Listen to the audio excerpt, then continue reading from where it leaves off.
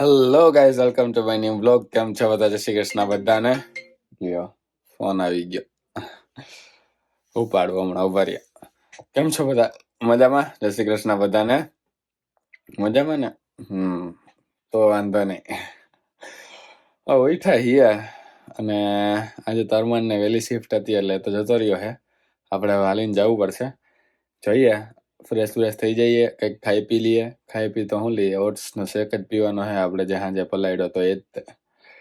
અને હવે તો માંડવીના બીએ પતી ગયા હે. જે ઇન્ડિયાથી લઈ આવ્યો તો એ લઈ આવવા પડશે. એ સાંજે પલાળતો અને ખાતો હું એમ થોડોક રેસ્ટોરન્ટે લઈ જવા માટે, કા જીમમાં જવા પહેલા. જો મસ્ત કૂતરું જાય.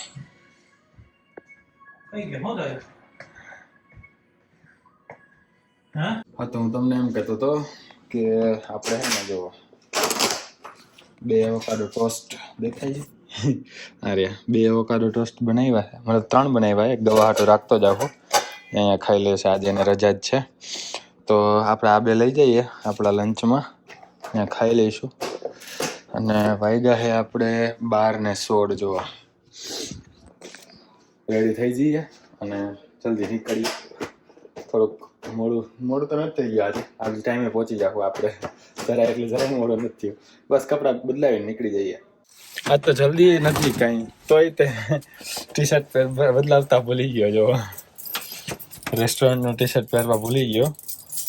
એટલે એવું જરૂરી નથી ને, કે ફરજિયાત નથી. આપણે તો ગમે કઈ રીતે હાલે, પણ હવે આ ઘરનો ટી શર્ટ છે ઘરે પહેરવા વાળું, એ હુકમ બગાડવું રેસ્ટોરન્ટે જોબમાં ને? વળી કંઈક ઉછાટા બાટા ઉડે તો વળી બગડે. એટલે હે ને આપણે અહીંયા નહીં, આપણે હાથે લઈ લઈશું, ત્યાં જઈને પહેરી લઈશું.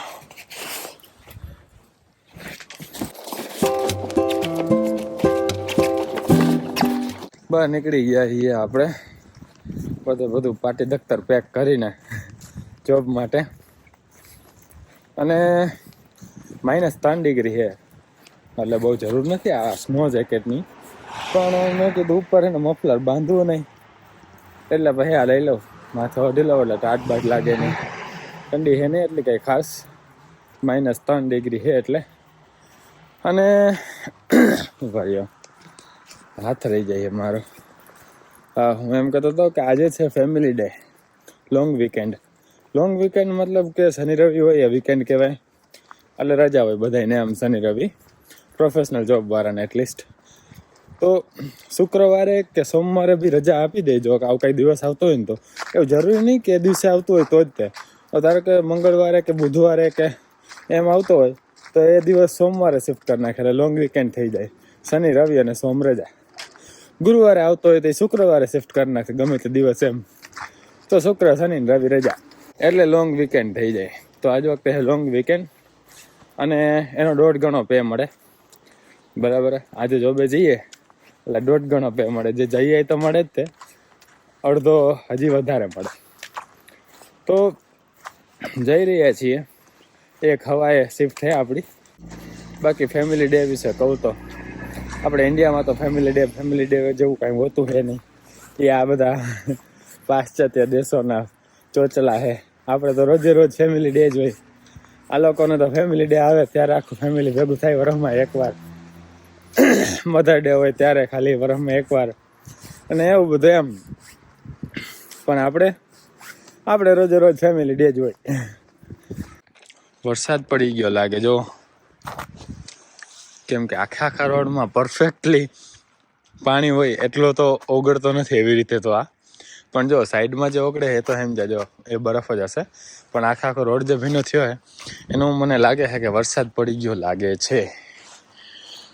અને ધીમે ધીમે ઓગળે બી છે, પણ તો બી તમે જુઓ ચારી બાજુ કેટલા દિવસ થયા પોઝિટિવમાં, મતલબ પોઝિટિવમાં નહીં પણ 0 ડિગ્રીની આસપાસ ટેમ્પરેચર છે એમ. તો બી સ્નો તો ઓગળવાનું નામ નહીં લેતો. હાવ એટલે હાવ નથી ઓગળે એવું નથી, કેમ કે આ ઢગલા તો બહુ મોટા હતા, જે બહુ ઓછા થઈ ગયા છે. પણ નીચેથી કડક હોય, સમજ્યા? જે સાઈડમાં ઓલે કાળા દેખાય ને, જે એ સ્નો બહુ કડક થઈ ગયો હોય. આ હજી ઉપરવાળો હજી સોફ્ટ હોય. જો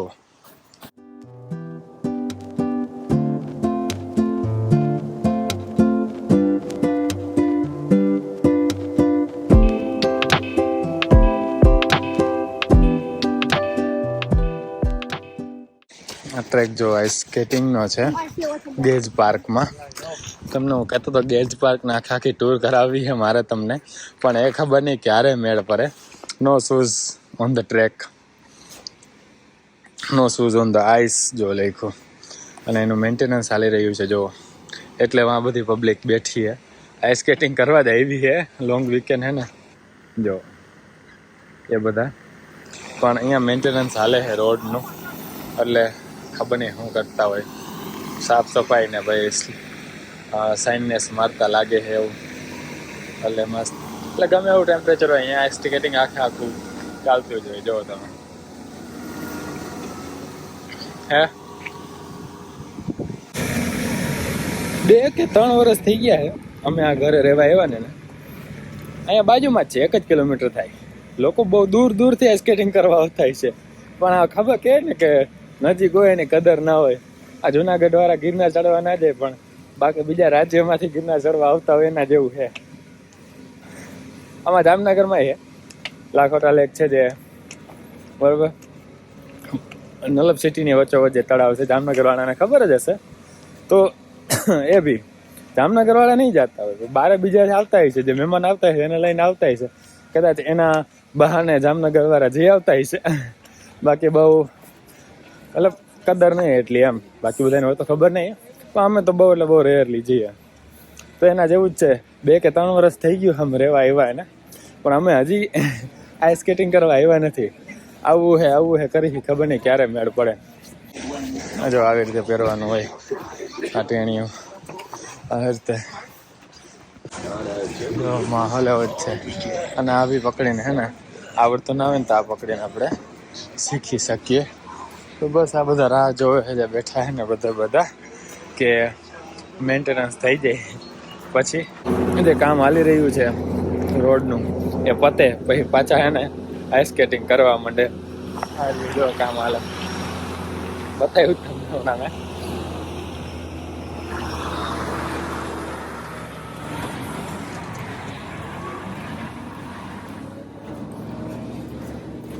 બધા રાહ જોઈને બેઠા, અને હમણાં થોડાક દિવસોથી ટેમ્પરેચર સારું છે, બહુ એટલે બહુ -15 -20 નથી, એટલે પબ્લિકને મજા આવે આઈસ સ્કેટિંગ કરવાની. મન તો મારું થાય છે. અહીંયા રેન્ટમાંય મળે આઈસ સ્કેટ્સ, જો આપણી પાસે ના હોય તો, પણ નથી જ આપણી પાસે. પણ બીજા એક ભાઈબંધનો ગ્રુપ છે ને, બીજું જે એક અમારું, એ લોકો પાસે છે. તો બર્થડેમાં જેના ઘરે નહોતા ગયા, મારા બર્થડે પર જે મારો બર્થડે જેના ઘરે ઉજવ્યો હતો એ ઘરે બધા પાસે છે. તો એને કહું એટલે આવે, વાંધો તો નથી, કંઈ લેવા બેવા ના પડે, આપણે રેન્ટ ઉપર ના લેવા પડે ને બાય ના કરવા પડે, ખરીદવાય ના પડે. પણ મન અને ટાઈમ અને મુહૂર્ત ખબર નહીં ક્યારે આવે, એવું બધું છે. 2 વિડીયો 2 વસ્તુ બતાવીને આઈસ સ્કેટિંગ કરવા આવવાનું છે, અને તમને આ ગેજ પાર્કની આખી ટૂર કરાવવાની છે. મુહૂર્ત આવે ત્યારે તમને જોવા મળી જશે. ત્યાં સુધી આશા અમર છે. જો ગાઈસ ટ્રેન આવી રહી દેખાય, તો દેખાતી છે હવે ને, દેખાય સામે દેખાય છે, તોય તે હજી ફાટક બંધ નથી. જો હમણાં હાવ થોડીક નજીક આવશે ને ત્યારે છે ને ટૂણું છે ને ત્યાં ફાટક બંધ થાય. એટલો બધો તો ટાઈમ નહીં આપણી પાસે કેટલો રોકાવ તમારે માટે દેખાડવા માટે. પણ કહેવાય એમ માગું કે આપણે શું એ કે કેટલી બધી દૂર હોય, આમ કેટલી મિનિટો સુધી દૂર હોય, ત્યાં તો ફાટક બંધ થઈ જાય, અને વહી ગઈ ને ટ્રેન પછી બી કેટલી મિનિટો પછી ફાટક ખુલે. અહીં ઓટોમેટિક સિસ્ટમ હે જો, હજી બંધ થયું નથી. હા એટલે હાવ નજીક આવી જાય ને ટ્રેન ત્યારે ટૂન કરીને ફાટક બંધ થાય. તમે જોયેલું જ છે આગલા વ્લોગમાં. એટલે ઇન્ડિયામાં છે ને થોડી ટાઈમની કિંમત ઓછી છે, મતલબ એમ કહેવા માગું તમને. અહીંયા આપણે ટાઈમની કિંમત છે. જો ગાઈઝ અમે હવે નીકળી રહ્યા છીએ રેસ્ટોરન્ટથી ઘરે, અને વેધર બહુ એટલે બહુ મસ્ત મજાનું. ઘરે બેસી જાઉં, એ ખુલ્લો રહે દરવાજો, બંધ થઈ જાય પાછો. ચલ મેરે ઘોડે ટિક ટિક ટિક.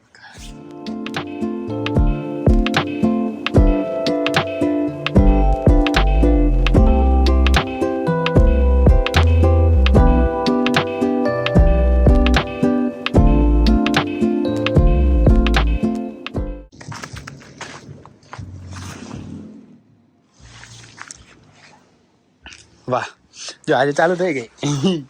ક્યારેક ક્યારેક થઈ જઈએ, ક્યારેક ક્યારેક ખબર નહીં ને શું થઈ જઈએ, ઓટોમેટિક હે આવીએ ને એટલે ચાલુ થઈ જાય. કંઈક કંઈક ખબર નહીં શું કે ઠંડીમાં હે ને એનું દિમાગ કામ કરતું બંધ થઈ જાય. સમજ્યા તમે?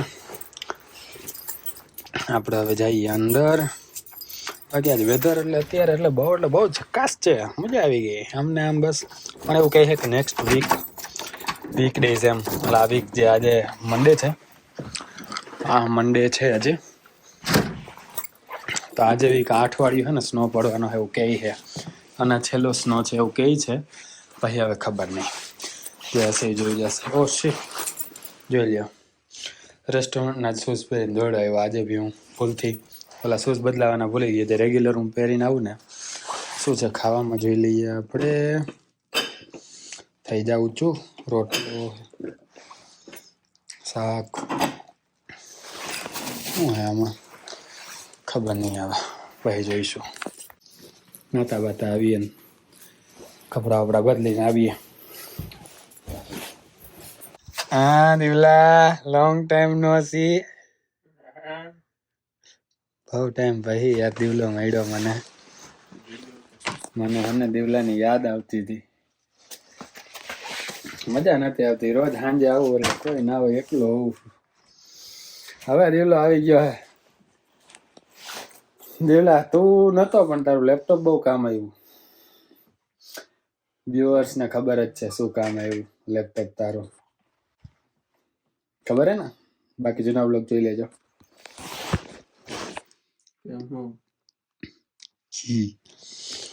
મારું લેપટોપ ખાલી કરવામાં તારે લેપટોપ બહુ કામ આવ્યું. રોજ સાંજે પત્તે ઠોકતો, બધું હાર્ડ ડિસ્કમાં જ આવતું. 300 GB ખાલી કરી નાખ્યું મારા લેપટોપમાંથી. ગાઈઝ આપણે એના ચમકીને આવી ગયા છીએ. હા તો હું તમને જણાવતો તો, જો રોટલો થોડોક અહીંયા બી છે અને આમાં બી રોટલો જ છે, અને ઓલી ફોઇલ પેપર સામે દેખાય એમાં બી રોટલો જ છે, અને આ છે રીંગણાનું શાક, ઓરા જેવું આમ ભરતા જેવું. અને ફ્રીજમાં દીવલો એવું કહેતો હતો કે મરચાં પડ્યા છે, આ મીઠાઈ છે ખાવી હોય તો. અને મરચાં પડ્યા છે ક્યાં પડ્યા છે? આમાં છે ના, આમાં તો નહીં હોય, આમાં હશે શાયદ, જોવા દો મને. ના આમાં બી નહીં હોય, આમાં તો મેં બીજું કંઈક રાખ્યું હતું. હા, સાબુદાણાની ખીચડી હતી કાલવાળી, એ આપણે ફેંકી દઈશું ને ધોઈ નાખશું પછી આજે જ તે, એટલે ખોટું ફ્રીજમાં ને ભરાય નહીં, નિકાલ થઈ જાય. તો હવે મરચાં શેમાં છે? આર્યા, વાહ. આપણને મરચાં અથાણું બહુ ભાવે. અથાણું હોય કે સંભારો હોય કે મરચાં તરેલા હોય કે શેકેલા હોય કે કાચા હોય, બહુ ભાવે. બરાબર. અને બાકી આ મીઠાઈ હે.